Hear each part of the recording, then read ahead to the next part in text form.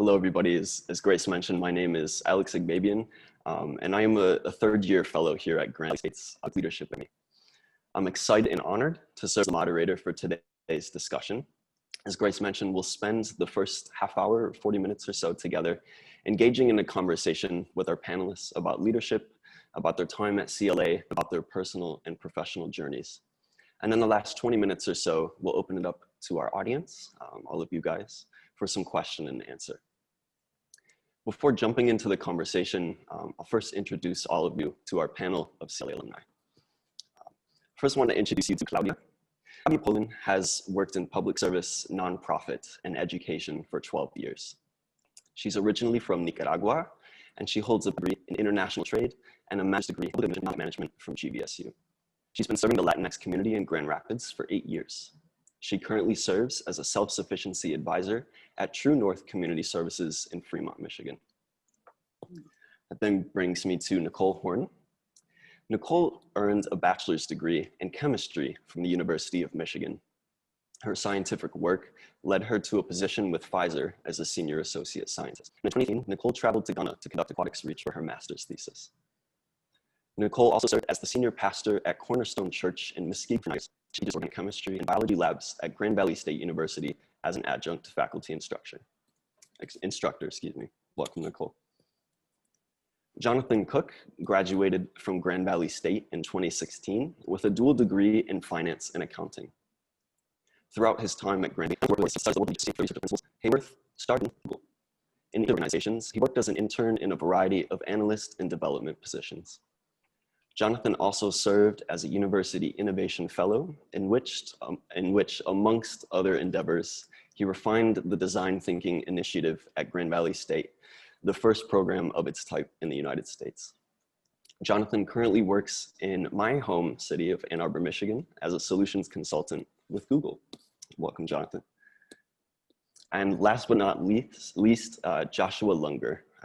Joshua served our nation as a veteran squad leader of the U.S. Army's 82nd Airborne Division. He served in Iraq for 15 months and continued service with the Michigan Army National Guard through 2010. In 2012, Joshua graduated from Grand Valley State. Josh is currently the Senior Director of Government Affairs at the Grand Rapids Area Chamber of Commerce. He also serves the city in a variety of ways. He's the Vice President of the Kent County Housing Commission, member of the Grand Rapids Stormwater Oversight Commission, and chair of the Mobile Grand Rapids Commission. So welcome all our panelists. Thank you all so much for being. And I want to first jump into a question that I'm sure a lot of my Cook Leadership Academy peers are wondering, especially after reading the long list of accomplishments and accolades that you all have accumulated since graduating from Grand Valley. And so my first question, and whoever wants to jump in, feel free, whoever wants to jump in first. My first question is, what did you gain both personally and professionally from your time with the Cook Leadership Academy?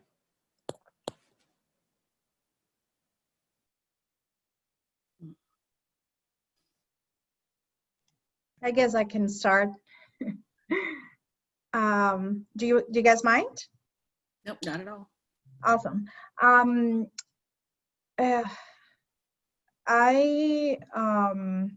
So when I was at the Cook Leadership Academy, I was actually there as a graduate student, and I had just moved to Michigan to do my graduate degree, and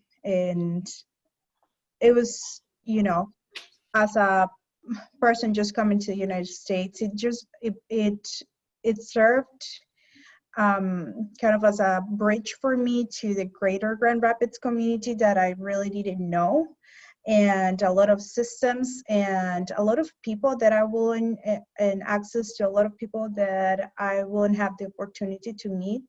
Not only the mentors, not only people at Grand Valley, but also my cohort, who, you know, we're just an amazing group of individuals that I still keep in contact with some of them.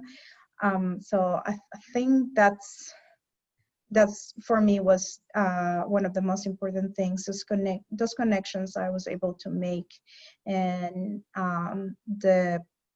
the things I was able to learn about others and about Grand Rapids. in Michigan, really. And then all the things I learned about myself and the path I have taken so far at that point, and how I fit into this community.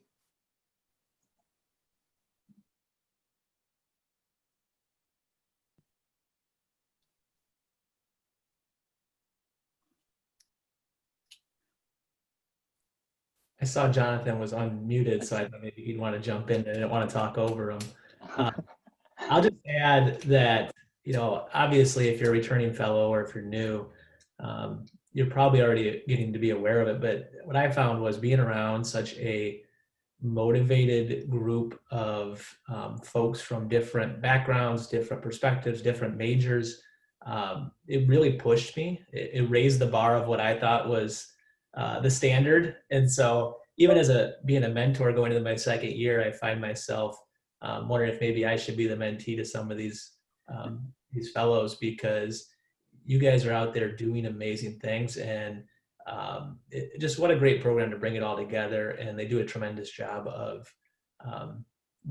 building a cohort where you're gonna, and Claudia just mentioned, you're gonna encounter folks that normally you never encounter, and you can learn a lot from them. So I just really appreciate the continued engagement opportunity, and wish you the best of luck in this year and your future years.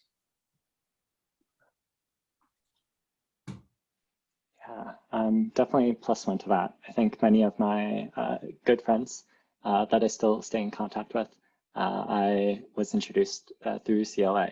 So throughout a lot of the conversations that we had, sharing interest, networking as it were, but really just becoming friends through a lot of the different events that CLA put on.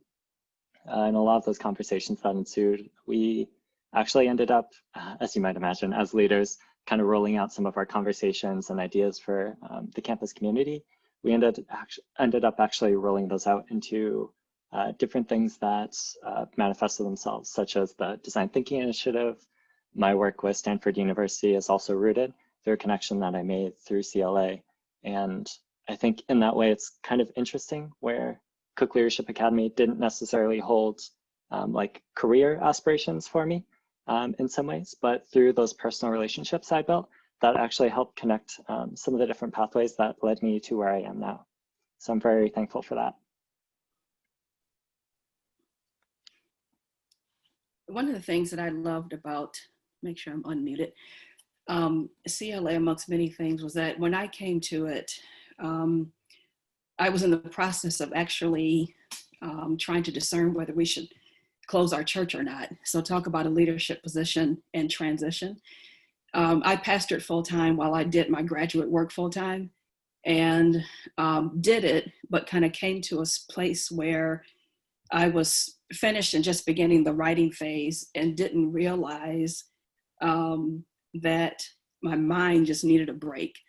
And I mean, like a nice break to just kind of let some other things that were on my heart that I always wanted to do professionally kind of rise up and surface. And my research advisor said, I just got this flyer, and it's basically dealing with professional development. Do you like that kind of thing? And this is exactly how the conversation went.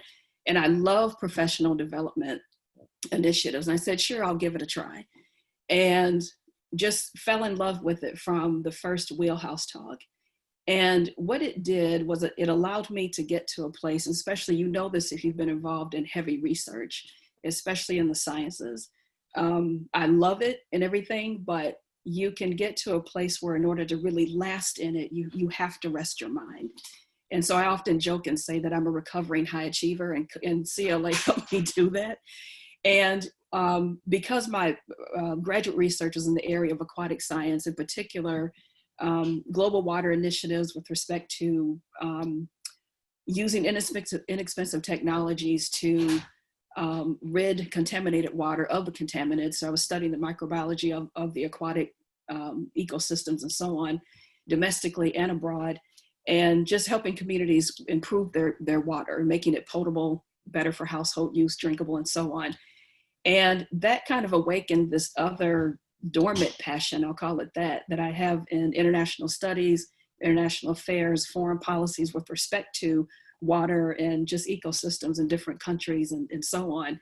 And just to be able to come and sit and listen to other people's professional trajectories and journeys and so on by way of Wheelhouse Talks, and then the Common Ground initiatives and other seminars like that, it just gave me a time to rest, but at the same time dream again and grow in a different area.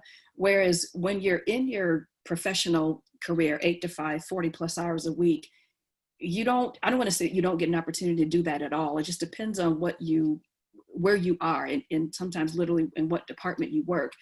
But this gave me an opportunity to just kind of really be creative and innovative in terms of how I wanted to go forth and pair some things with the research world that's outside of it, government affairs and things of that nature. And so in addition to networking, it just allowed me to meet and greet some of the leaders in and around Grand Rapids and in and around the country for that matter, that showed me how to articulate some things that are some goals that I have and do a lot of listening, really. It's not necessarily about having the right thing to say or a lot to say. I spent like my first 2 years just parking it and listening and taking lots of notes. And that became like the fertilizer, if you will, for just some parched ground. I'll say that. And it helped me get a fertile mind, again, if I can use that imagery, to really just grow. And I could say more about it. I'll stop it there. But I had fun with it, really. It was a place where I didn't have to produce. The academic world, the research world is always pulling on you for results. And that's fine when you're in that season, when you're in that grind like that. But I could just come and no one needed anything from me. So good times. Yeah, thank you guys for sharing. I think there was a theme from last year's CLA alumni panel, and I believe it was Selma who brought this up, that a lot of emphasis is put on work, Mm-hmm. until you exhaust yourself. And one thing that I find the Cook Leadership Academy does really well is it helps us take a step back and learn our own strengths and weaknesses and give us a moment to explore our interests. So in saying that, I kind of want to pivot to this next question, where because of this emphasis that the Cook Leadership Academy puts on us knowing our own strengths and weaknesses through the DISC and the Clifton Strengths and other programming, I want to hear from each of you guys. When was a time that knowing your personal strengths and weaknesses proved beneficial, either personally or professionally? And whoever wants to jump in can go ahead. Maybe I'll take the first go at this, if that's okay. So I think working through CLA, we did a number of these different strength analysis type of questionnaires. And so one trend that I've noticed multiple times, even year after year doing these, is that I am not necessarily the most organized person, especially when I'm trying to get one of these crazy, wacky ideas off the ground. And to be honest, I think that's okay. It's a weakness, I'm working on it, but I don't need to be the best at it. But when I'm forming a team, looking for a structured, organized, in some ways responsible teammate is absolutely crucial. Like definitely the second person I want on my team. And through a lot of the work with CLA, talking to a lot of different leaders around campus, I was able to meet a few other fellows that helped me out quite a bit. A little shout out for Demario Bell, Jacqueline Ermoyan for being some of the best friends, fellows, and colleagues through a lot of the initiatives that we put together.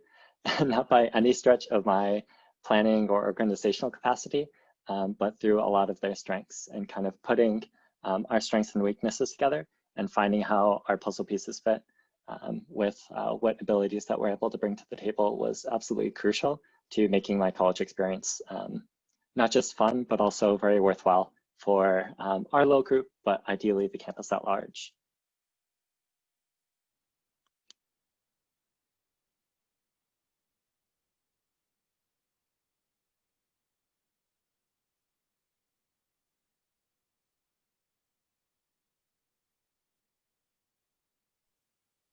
there's the awkward silence that we all love about Zoom calls. I didn't want to jump in because I don't know if I have a specific time where it came into, being critically beneficial, but I do find value in knowing where, not just myself, but kind of building what Jonathan was saying, my teammates are at. If you know where your weakness is at, you can better leverage your team to fill in the gaps that maybe, for example, I'm not the most creative person in the world. I love to execute, not sit there and design or dream something up. So I'll go to my coworkers who are really good at that stuff with a problem, and we can talk through it. And then, I can take the football and run it down the field when it's time to go. And I found it really beneficial to have, especially as you spend more time with your coworkers and your colleagues, to have a better understanding of where each person's at.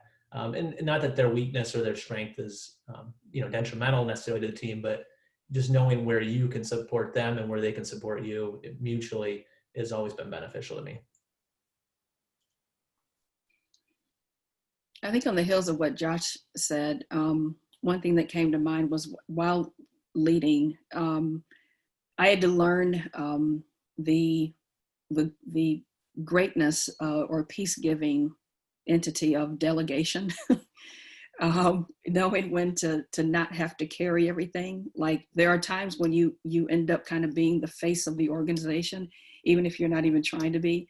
But knowing when to delegate to those who have expertise in certain areas of the vision, like you cast the vision, and then it doesn't mean that you run around trying to carry out every entity, but there's this subtle seduction to do it because that's the other side of leadership where you need accountability for someone to say, hey, let me take that for you. Let me handle this, or I have expertise in this area. And then as a leader, being able to recognize that in your staff, and I say staff as in that's what I had before.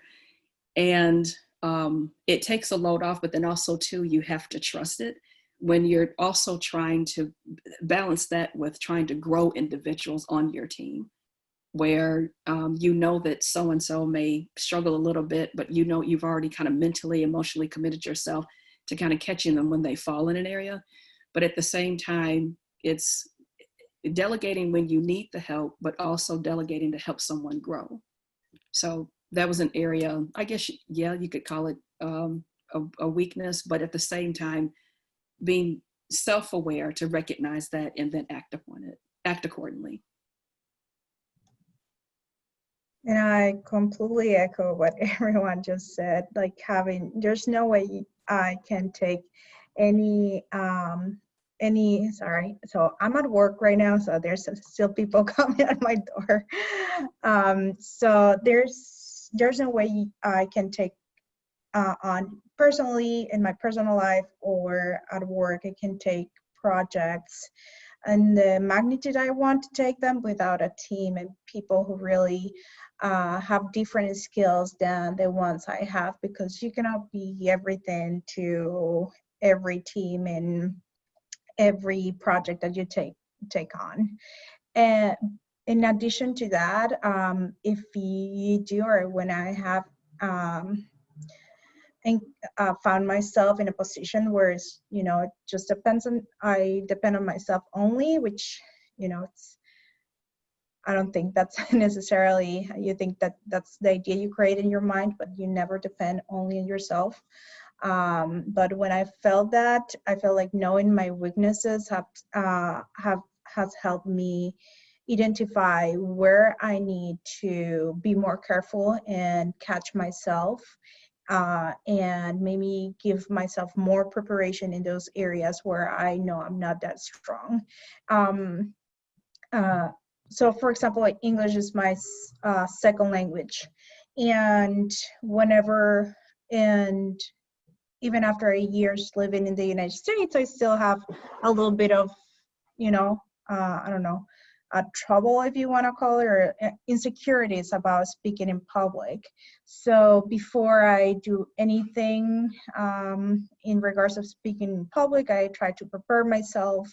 I try to research maybe technical words, what they mean, the pronunciations, so I can work on those weaknesses, not only because of my language skills, but also because that I know that makes me that is uncomfortable for me, and I know that's, you know, it's not how everyone else perceives it maybe, but it's how I feel it. So just try to prepare myself for the things I might you know, that might be my weaknesses.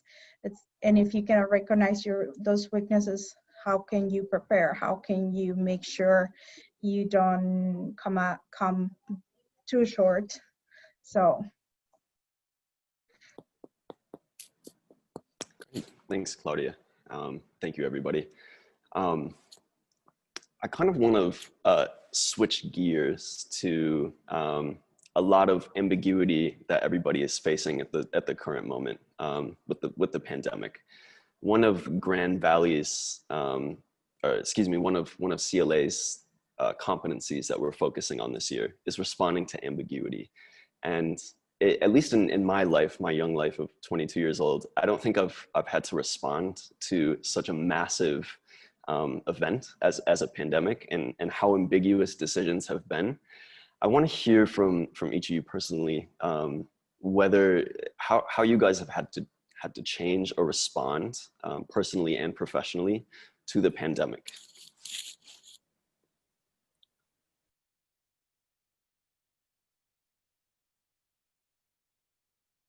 And this might take some time to think of something as well, but I think Claudia, I have something on the top of my mind. So I have been working for an organization for 2 years and a half, serving the Hispanic community in King County. The organization was in Fremont. And with everything that's happening right in the middle of the pandemic, I got a job offer at the Hispanic Center of Western Michigan. And I knew that the Latinx community right now struggling a lot for very many different reasons. And I wanted to have a bigger impact and see what else I could do for the Latinx community in West Michigan. So I joined this other team in the middle of the pandemic, and we're talking about it. And it's very chaotic starting a new job in the middle of the pandemic, but I felt that's something I needed to do. So I will feel that I am doing enough. And sometimes you're going to feel that, you know, sometimes you're never going to feel that you're doing enough. But this is still making me, you know, I'm still growing and putting yourself in situations where you're not comfortable, when, you know, you might have a little bit more pressure than you have been used to. That's what I found myself in the past work for me, you know, to get that development and that growth. Now I think everyone else is kind of going through the same situation. We are being, because of our global environment, we are being pushed to grow. We are being pushed to see things in other perspectives and to adapt. And I think just people like you and younger people have just a great opportunity to create your own reality and what is it going to look like. So I think it's exciting. I'll say originally where I struggled was I thrive on routine. I'm like the most boring person ever. I'll get up at the same time every day. I eat the same thing, do the same workout, you know, go to work. And so it was a culture shock to all of a sudden be working from home and trying to be effective, not to mention everything I had been working on. All the legislation that we thought would be, super important, you immediately drop everything and you're responding to the immediate needs of businesses that are trying to survive. And so just learning that I could adapt to it and how that process would work out was really helpful. And I also got to see it, you know, Claudia mentioned these difficult times are when people grow the most. When I look back at when I was in the Army or in this career, when I've had the most noticeable growth in my leadership or my capabilities, it's always been when I was being stretched by something that you don't want to experience, but you also don't want to miss it as an opportunity to go out and look at it as a way to grow. And I've seen it with my coworkers. I've never been so proud of the team I'm working with as I've been over the last 6 months. I mean, people are running themselves ragged to try to support the West Michigan business community, because there's people out there that have put everything they've got into their business, their small business, and through no fault of their own, you know, they could be losing their livelihoods. So we're just doing everything we can to get out. And I've just watched my colleagues grow and do things that I've been so impressed with. So I just feel really thankful. I'm trying to look at it as an opportunity. It is nice to start being out and meeting with folks again. But the one thing I just wanted to highlight that I learned just last week or two, and Nicole mentioned it earlier, was, and I think you mentioned it with CLA, is you need to take a break though. I had planned 1 week off, and in the middle of that week, the governor vetoed a bill I had worked for 2 months on, and a bunch of other stuff happened locally, so I didn't get to take it off. And I was starting to get very ineffective, run down, a little snippy with, you know, my teammates, and just decided I'm just gonna, as much as I feel like I can do it, I just took 2 days off at the end of a week, and you come back so much more refreshed. Sometimes you just got to step away, even if it's the hardest thing. So I just wanted to highlight that because the two of you have also mentioned it. Yeah, I would definitely agree. I think that definitely hits the notes of kind of my learnings throughout this time. I have a very strong hunch that everyone on this call typically pushes for excellence, and not just excellence in one thing, but in 36 things. And to echo that point, I think really being able to kind of pull back, focus on the most important priorities at a given time.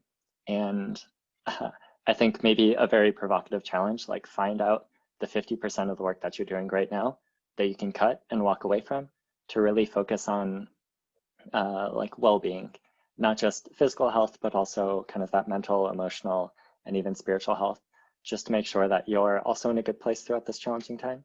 Since Josh mentioned it, I think challenges can help us grow quite quickly. And I think also trying to be mindful that during challenging times, it's okay not to always just push forward, taking some time to breathe, even if it's 2 days or maybe a few weeks. For me, even if it's a few months, I think that's completely fine to cut yourself some slack and give yourself the okay to take some time off and kind of actually refresh, refocus, and reflect on what really needs to be important and a priority during this time. That way, when you do feel like your bandwidth is coming back, you're able to focus more strongly on what matters, and ideally kind of move the needle forward in all the areas that are actually going to progress your life forward and potentially your career or your business, nonprofit, organization.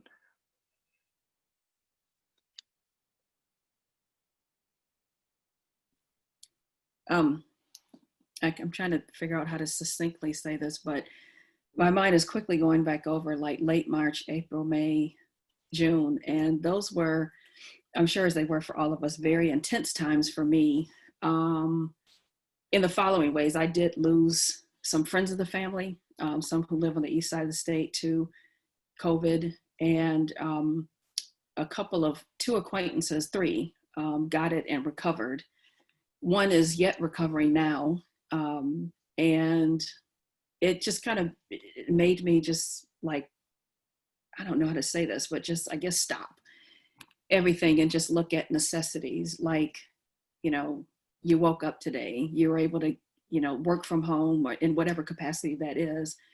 And so what I did try to do was just kind of pour myself into students, just be available for them, send notes to help like quell their anxieties that, hey, we're going to get through this, that kind of thing.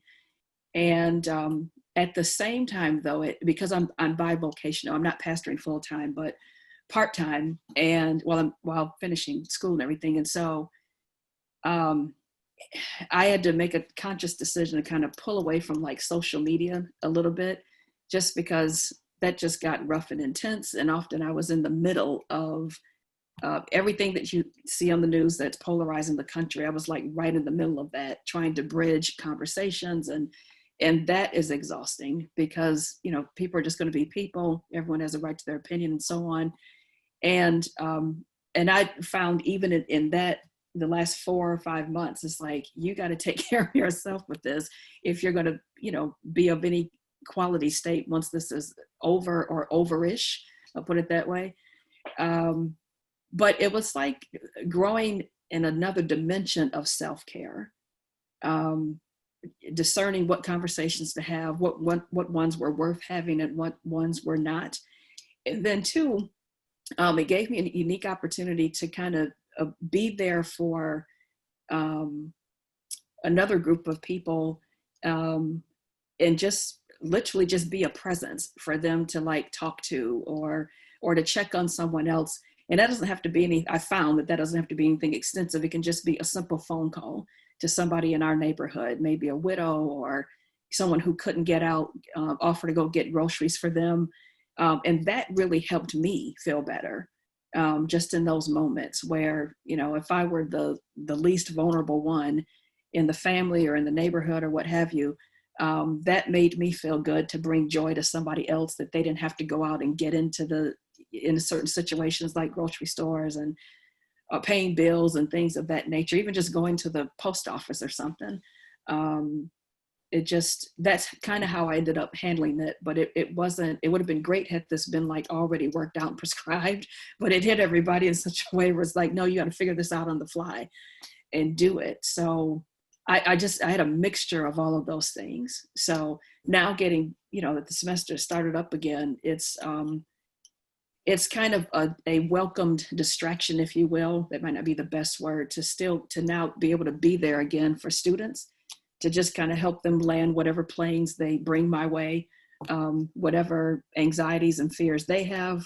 That helps to, when you avail yourself to be a comfort to somebody else, it really it just shifts your mental state so that your mind is not always on you and yours all the time. Sure. Thank you guys for answering. It kind of piggybacks onto this next question that I want to ask you guys. I'm aware that a lot of people have made some very difficult decisions during this time, both professionally and personally. And so I want to ask each of you, like, when you were confronted with an ethical dilemma or a very difficult decision, what are the resources or the people or the values that you fall back on when making those difficult decisions?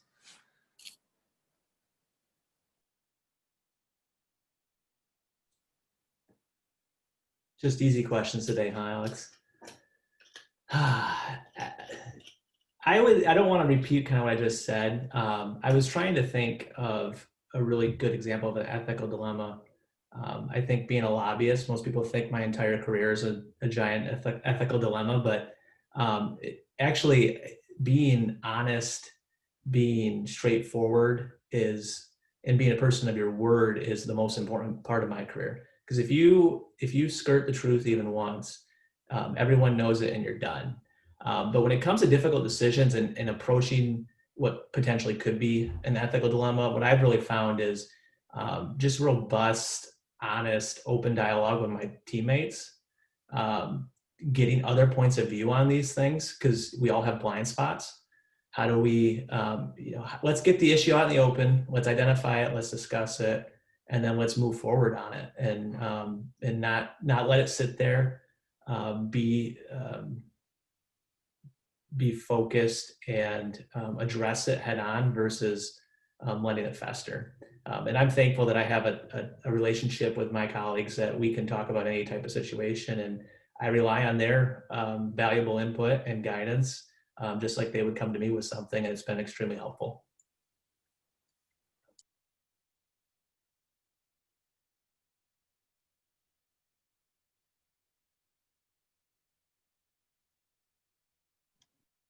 I can go next.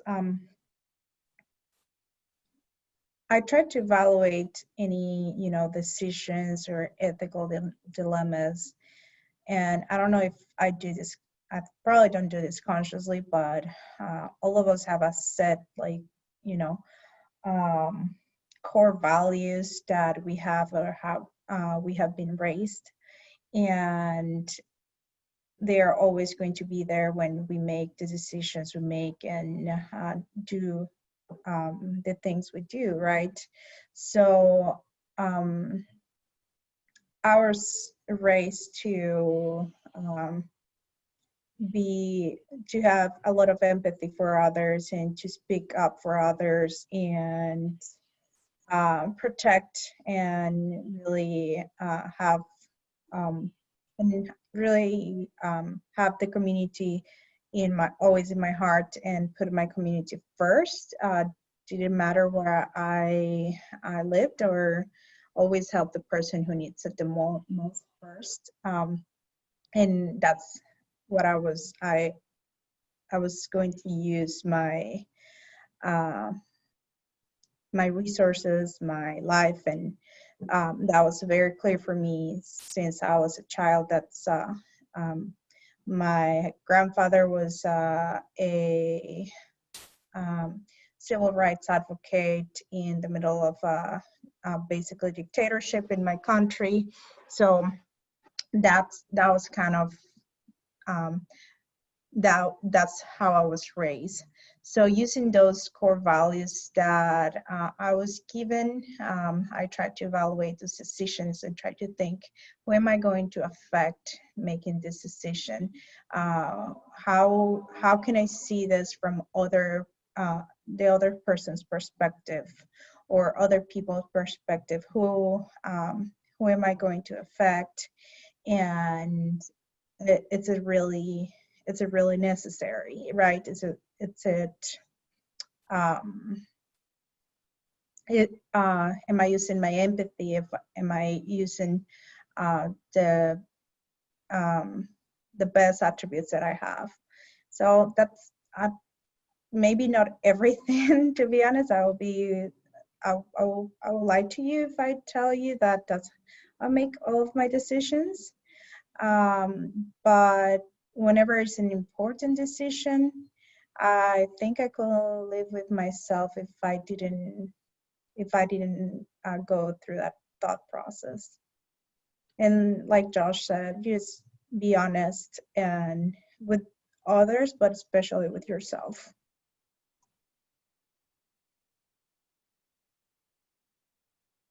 Yeah, I think to that point of honesty, it's always that small voice in the back of your head that's saying like, ooh, Jon, there's like something weird about this choice in front of you. Like, don't just be spontaneous like you always are and pick that one, but actually like take some time to reflect on, why am I gravitating toward this choice? What are some of my inherent biases? And like Claudia was mentioning, like, who is this going to affect? What are the first and second order consequences of this choice? And are those going to be good or bad? What are some of the costs associated with those? And I think really trying to bring it back to the people who are affected by the choices that we make is crucial as a leader. I'd say almost inherently the focus that we should be having in mind as we're entitled leaders. And so I think, like Josh was mentioning, being able to work with a group of people, having those honest conversations to really sort of suss out why we're trying to gravitate towards some of these choices, and being very, very honest about pointing out why some things might have potentially like conflicts of interest, or some of the costs that we don't think are actually worth the benefit, and just being very open to, in some ways, like maybe making failures, doing some missteps here and there, but being very quick and very strong about stepping those back. So you can actually learn from your failure and not have it have long tail effects moving forward.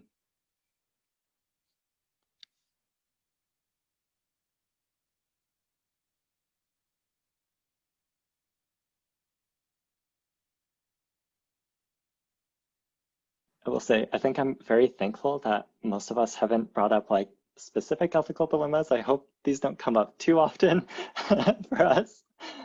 So I think I'm thankful that it's been maybe a struggle to find like 2 or 3 situations that have felt very strongly like ethical dilemmas you might hear about in philosophy class. Nicole, did you have anything that you wanted to add to the question? Let's see. And I hope I'm not mixing up one other one, but I actually have a few. I'm trying to see which one is the softest one to bring up. I had a situation when I was working in corporate America where the team that I was on, I was working as an organic chemist, and I was assigned a step in the process where one of the molecules that I made was also being made by another company, one of our competitors, and they had already patented that molecule. And so what that means is, and I didn't even know this at the time. And so basically the hierarchy is PhD chemist, MS, BS. And this was fresh out of school, so I'm a BS degree chemist. And I was assigned this process and still learning the business side of just, once you go into corporate America as a scientist, you're not just a scientist, you need to learn the business of it too. And so long story short, if someone made a surprise visit and swabbed our tanks and found that molecule made, we could be sued for patent infringement. So the head of our department, the director, who was several levels ahead of me, had a meeting, and he gave us a 15-minute break, and he said, I want you to go upstairs and get every PowerPoint presentation, every email, every note, anything that shows that we had prior knowledge of this, and bring it downstairs. I'm going to have my secretary shred it. And if we're asked if we knew, we'll just lie and say we, and I thought, I didn't say anything, but I thought, no, I'm not going down with the ship. This is the #1 pharmaceutical company in the world, and who am I? And I'm just not doing it. And so I didn't open my mouth. I just went upstairs, took the break. I went back to my desk, and it was a hard decision, but I decided to not bring anything down. I kept every presentation I did, every email with colleagues in Germany, all of that, because my team worked as a team with other chemists on this process. And I found out later, it was the most expensive step in the 10-step process. And I kept thinking, why in the world would they have given this to me? I mean, I worked it to the best of my ability. And it just so happened that it worked out where there were some complications, unfortunately, in clinical trials. And that molecule got dropped. So we never had to it never had to come down to something bigger than what it already was. The dilemma in it was, number one, I didn't care for being asked to do that by someone that I really looked up to. Good guy outside of that, excellent chemist. When you're working with people on that level, that means you've been in their home, you've socialized together, so on and so forth. And all of us, what was so interesting was that everyone at the entire corporation, domestic and abroad, had gone through ethical training where you were told if a colleague asks you to do something that you don't feel is right, you need to report them. And so right then and there, you're fresh out of college and you're excited to be there, as everybody is, your first professional job.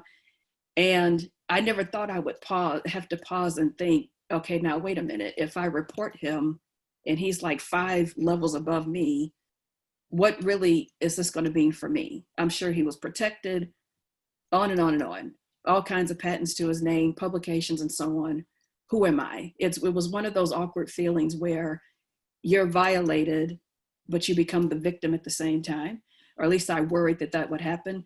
But in hindsight, I'm glad, at least for what I did, and I'm glad that that molecule got dropped so it never mushroomed in anything else. But it hurt, but it was like, welcome to the big leagues. It's time to, put your grown socks on, as people say, and deal with that situation. And I promise you, I'm not trying to paint myself as if, I always do the right thing. It was just that was a very awkward, position to be in.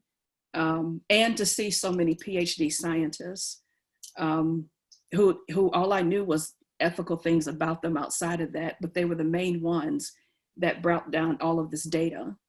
I mean, we had a stack on the table, literally about 4 or 5 feet high, and I'm not exaggerating, of information that got shredded. And I went home that day numb, like, gosh, you know. But I'm so glad that that's way behind me now. But I was, in hindsight, I'm glad that it was, although it was hard, I did what I thought was right, which was not to be a part of it. So.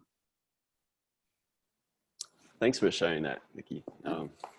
Yeah, that's I appreciate your vulnerability in sharing that story. I know these are things that as we progress into our careers that we'll be confronted with, and so it is really helpful to hear those stories. So I appreciate everybody's answers. It has come the time for some audience Q&A. And we do have one question in the chat already, but I would encourage everybody to write out a question if you have something specific for one of the panelists, or if it's a group question as a whole. We have about 15 minutes, I would say, to answer Q&A questions. And we have one right now from Hannah, and try and click this button. She asks, any tips for how to not fall into this sort of sorting hat once you dive deep into your strengths and weaknesses? For example, it's just how I am, becoming more of your strength or weakness just because it told you so.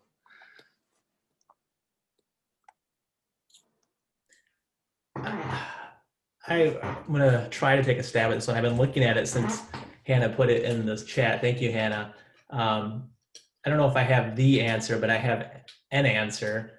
Obviously, we're all growing constantly. Just because something might be a relative weakness doesn't mean it's not something you can't learn. I've always been told by people I looked up to that you can lean into your strengths, but you shouldn't neglect your weaknesses. I did an exercise through one of our programs called Leadership Advantage. That's a very uncomfortable exercise. It's called an immunity map. And if you look it up, you might be able to find it. And it's probably one of the largest takeaways I've ever had from a leadership program.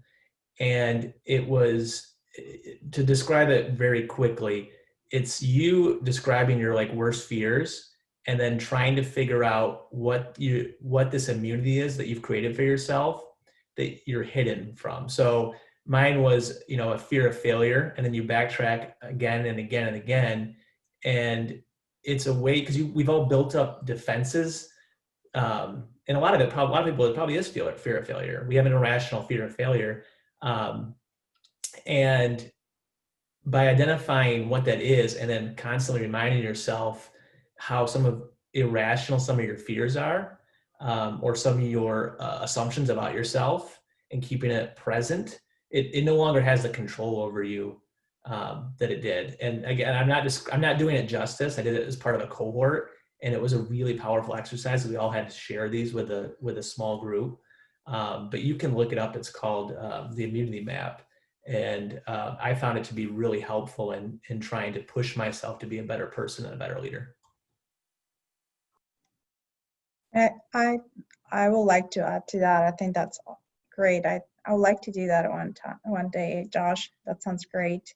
And also, I think we're not just one thing. We're not just our weaknesses, like Josh said, and we're not only our strengths. And those shift and change sometimes. Even your strengths are not at the level you want them, and sometimes you also overcome your weaknesses. I try to remind myself that we are not just one-dimensional. We have many facets of each one of us, and just embrace that. Don't feel like you have to fit in a box that a test give you, or someone, because you've heard that since you were a kid, or you believe that about yourself since the beginning of times. Just be willing to see that, recognize it, and just take it with the perspectives, like it can always change, and life will change us all. So Thank you, Claudia. I want to jump to another question. And Jonathan, I'm going to point this one at you. I've been seeing in the chat some questions about how first-year fellows best take advantage of the opportunity, as their first year coming in. So one of them asked, looking back at your time at GVSU and the Cook Leadership Academy, what advice would you give to an incoming freshman and or how to get the most out of this CLA experience?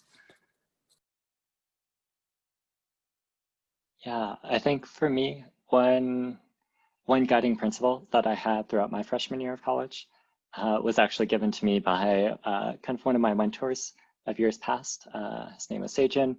He charged me with basically a log file of, John, have you done something uncomfortable today? Like something that's definitely pushing you out of your comfort zone, pushing your limits. And for me, probably the first thing that I worked on for maybe the first semester was just trying to meet new people, whether that's having interesting conversations with people in a lunch line, or in some cases, like maybe a VC at the moment, video chat, really trying to explore and kind of push your boundaries of what you think is maybe normal in some ways. So being able to have some of those difficult conversations, especially with maybe other fellows, because we're all intelligent, we're all respectful, being able to, in a ways, jump to those uncomfortable conversations. Like, why are you thinking something different? Why is your perspective different than mine? And in some ways, like, what's the common ground between there? What's the learnings that we can both have? Not necessarily trying to persuade the other to come to our side, but just for some understanding, because greater understanding spurs more informed decision-making moving forward. And I think for me, some of those conversations were actually critical to like how I'm viewing the world now, and even approaching different problems. So approaching some of those problems through maybe organizing like a TEDx on campus and some of the speakers that we're trying to bring, I think were very helpful to identify different points that I was actually like more interested in than I gave it credit for, just based on the topic or the talk name.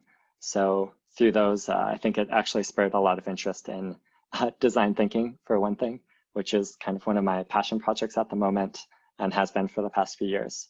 And through that design thinking, it's opened a lot of doors and I suppose like horizons and opportunities for me, which is not something that I initially would have thought I could have been interested in, especially coming from finance and accounting, arguably the least creative fields out there. Kind of a joke, sorry. But looking at design thinking, design's in the name, it has to be creative, but applying that creative problem solving into some of the work that I was doing was very, very useful in connecting me with a lot of different orgs, and eventually, like, I think actually lifting me up to what I was doing in CLA and even onwards. Thank you, John. Thank you. I think we've got time for one more question. We have a gazillion. If there's any questions that have stuck out to any of you panelists that you've been reading, I hope you guys have been kind of reading them as they've come in. Feel free to hop in and answer. There's a lot of good ones. I feel bad that we can't get to them all. Someone just asked, when you made a decision too swiftly and your unconscious biases may have blurred your judgment, how do you make sure you remind yourself? And that stuck out to me. I had a leader that taught me when I was back in the Army, and I hate using military jargon because my colleagues butcher it just to bother me, but they said slow is smooth and smooth is fast. So I tell myself that when you want to react to something, to slow down, because as Ashley pointed out, we do all have unconscious biases. We all have blind spots. We're human. We're built to have biases, and we need to be aware of them as much as possible to prevent them from doing something inappropriate. So what I've done is, and what I continue to try to do is build intentional relationships with people that I can go to, particularly over issues that might be more touchy than others, to make sure I have folks that I can take an issue to and say, here's what I'm dealing with. What am I not seeing that from your perspective is important? And and again, slow is smooth and smooth is fast. It'd be better to work your way through it intentionally than rush through and make a mistake that could be an embarrassment to yourself, to your organization, or even worse, it could offend somebody and damage a relationship. Does anybody briefly have anything to add to that? I think that was a really great question, and Josh's really great answer to that.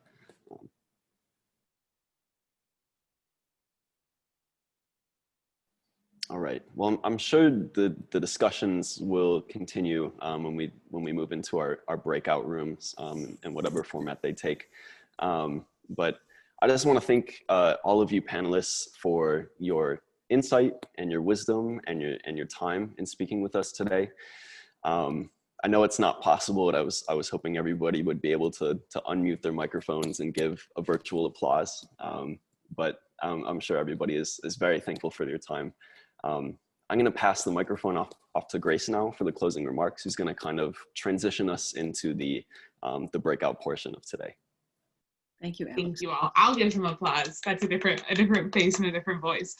Thank you all so much, panelists. I know, and thank you also to our participants. This is our first time trying a virtual Wheelhouse Talk, and I know doing a virtual webinar with multiple voices is a little bit tricky, and I appreciate all of your grace and all of your vulnerability in sharing some of your personal experiences with our community.